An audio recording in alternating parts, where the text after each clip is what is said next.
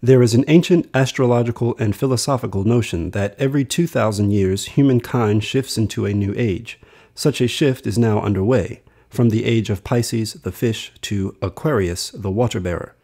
Part of this idea is that during each such era, the opposite astrological constellation is equally present in the signs of the times.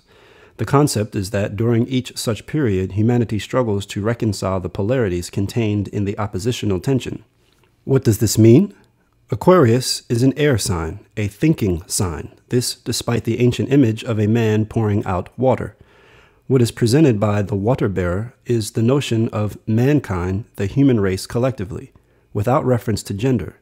In ancient Chaldea, the constellation Aquarius was drawn on stones as a human pouring out water. In some old star atlases, the water flows directly into the mouth of the next sign.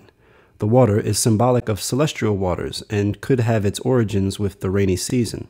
On a symbolic level, the water can be seen as Aquarius quenching our thirst for knowledge. Aquarius is often depicted as a youth with an urn of water placed upon his shoulders. This symbolism often confuses people into thinking Aquarius is a watery sign, but water in this representation is symbolic of an even deeper concept. The water-bearer signifies man is created from the waters of life. Water is seen as the stream of universal consciousness, inspiration, and intuition. Muammar Ghaddafi seized power in a bloodless coup in 1969. His government recognized the need for more fresh water with which to irrigate agriculture and supply cities and industry. Thus was born the Great Man-Made River Project, one of the most massive groundwater pumping operations in history. The idea was hatched in the 1960s and studied and planned in the 1970s. Work began in 1984 and 1991. The first drops of 40,000-year-old fossil water began flowing into coastal cities through a 4,000-kilometer, multi-billion-dollar pipeline network from the Nubian sandstone aquifer system beneath the northern Sahara Desert.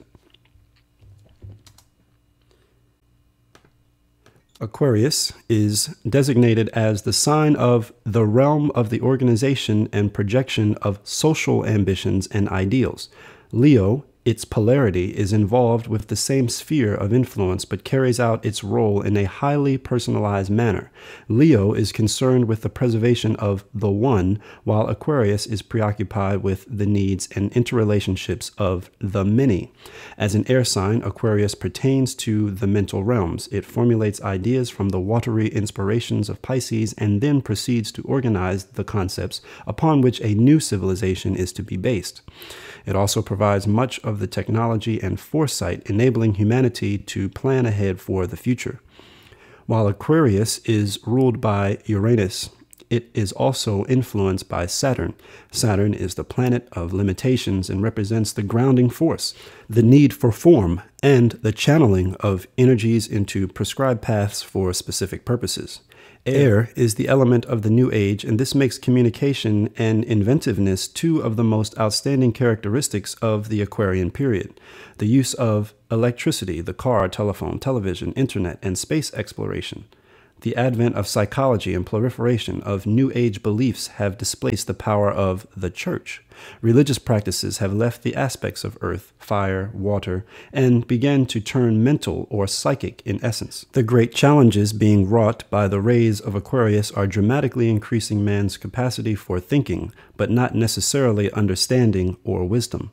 Witness the last few decades and the availability of colossal amounts of information. An inability to discriminate, combined with acute naivety, mires transitional humanity in complex, illusory traps.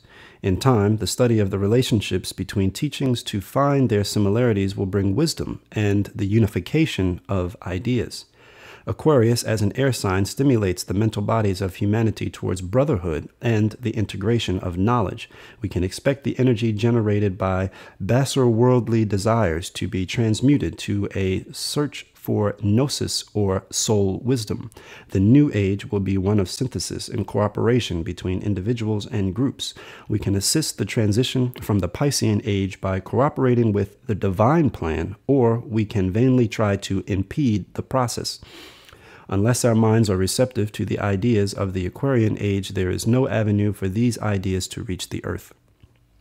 Considering the dark side of Aquarius, this scenario is best envisioned by George Orwell's 1984, in which the Big Brother state dominates and controls every aspect of citizen life. The Aquarian citizen might be seduced into believing the propaganda and even support a corporate police state in which everyone is happy because of genetic engineering and virtual reality. Mankind stands today on the threshold of a new era commonly referred to as the Age of Aquarius. As the spiral of history unfolds and a previous age comes to an end, new possibilities are emerging for the physical, spiritual, and political development of humanity. But the effects are dramatic at the close of an age. As it winds down and its energies wind up, all the issues of the old age become intensified and make a last stand. The concept of an imminent new age have been popularized and commercialized since the 1960s. Nevertheless, few people consciously understand what the transition to the Age of Aquarius actually implies. To most people, the Age of Aquarius remains a vague phrase.